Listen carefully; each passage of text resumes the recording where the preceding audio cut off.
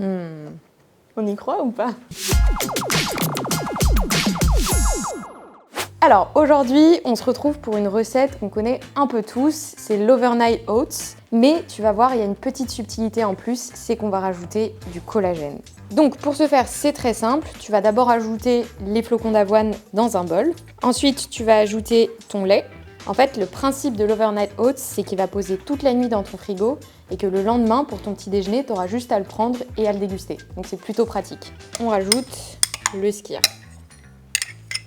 Et enfin, la petite touche un peu originale, c'est le collagène. Donc tu vas venir en mettre 10 grammes. 10 grammes, c'est à peu près 80% d'une dosette. Moi, j'ai choisi le collagène aux fruits rouges, mais c'est histoire d'amener un peu un arôme sympa.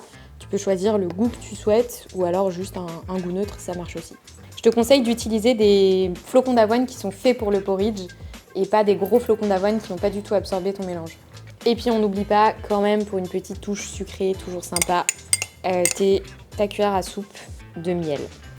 Donc pour le moment, c'est normal, c'est pas très esthétique, mais tu verras, une fois que ce sera prêt le matin, tu pourras rajouter le topping que tu souhaites. Donc là, moi, je vais rajouter des fruits rouges, tu peux même rajouter un peu de granola. Vraiment, éclate-toi. Et là, on va venir le mettre au frigo toute la nuit.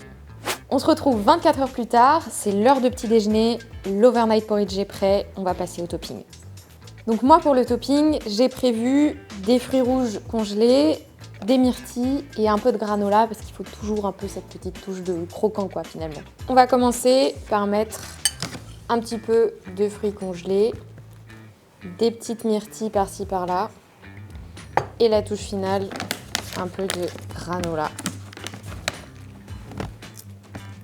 Et voilà, ton overnight est prêt, tu peux petit déjeuner.